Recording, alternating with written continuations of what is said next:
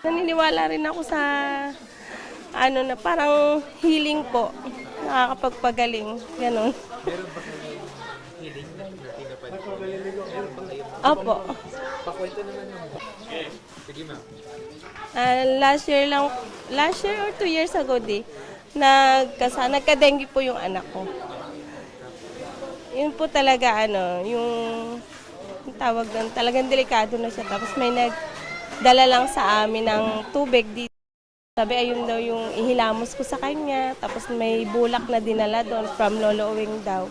Pinapahid namin tapos biglang yung anak ko na parang nakikita niya daw si Lolo Uwing.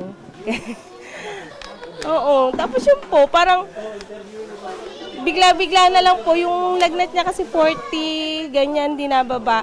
Nung napahirang ko na siya nung tubig na galing dito, biglang na lang nag-37, gano'n, nawala na yung lagnat. Pero, yun po, tuloy-tuloy pa rin po yung gamutan.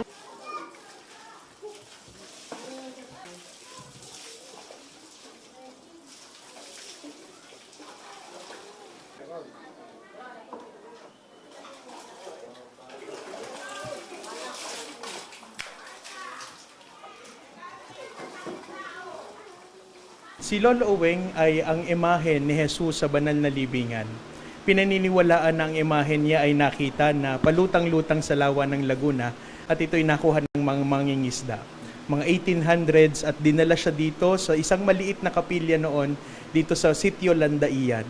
At simula noon dumami na ng dumami yung nagdedebosyon kay Lolo Uweng. Sino nga ba si Lolo Uweng? Si Lolo Uweng ay walang iba kundi si Jesus. Si Jesus na nasa banal na libingan. At ang Lolo Uweng ay mula sa titulo ni Jesus na Emmanuel, Salvador del Mundo, na ang ibig sabihin ay Emmanuel means God is with us, Salvador del Mundo means Savior of the world. Kaya nga yung Lolo Uweng ay naging endearment na lang ng mga tao, kasi kapag Lolo, mas madaling lapitan.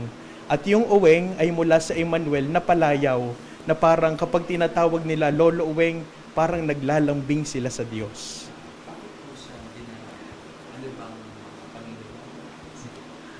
Kaya siya dinadayo ay dahil sa mga sinasabing himala na natagpuan ng mga tao, naramdaman ng mga tao na sila daw ay pinagaling, sila daw ay nakapasa sa kanilang mga examinations, naayos ang problema at sa kanilang mga pamilya.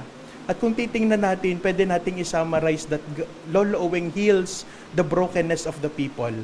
Broken relationship, broken families, broken bodies, at maging broken pockets ay sinasagot daw ni Lolo Uweng because Lolo Uweng is primarily God, ang Diyos na ating kinakapitan at ang Diyos na ating inaasahan. Meron po tayong tinatawag sa salawikaing Tagalog na nasa Diyos ang awa, nasa tao ang gawa. Kaya nga sapat ang biyaya ng Diyos, pero kailangan din nating makikolaborate sa biyaya ng Diyos para ito'y magkaroon ng kaganapan sa ating buhay. Hindi pa pwedeng tayo ay nag-aabang lamang sa biyaya, pero tayo mismo sa sarili natin, hindi tayo kumikilos para magkaroon ng kaganapan ng biyaya sa ating buhay. Tatandaan natin na sapat ang biyaya ng Diyos, pero kailangan din nating kumilos sa ating sarili, magpursigi, magtiyaga, dahil sa pagtitiyaga, dito natin mararanasan nakasama natin ang Diyos. Kaya nga sa lahat ng paghihirap at pagdurusa ng tao ngayon, tatandaan natin, di naman tinanggal ng Diyos yung pagdurusa sa mundo. Pero ang ginawa ng Diyos sa kabila ng pagdurusang ito, pumasok siya sa kwento at istorya ng buhay ng tao.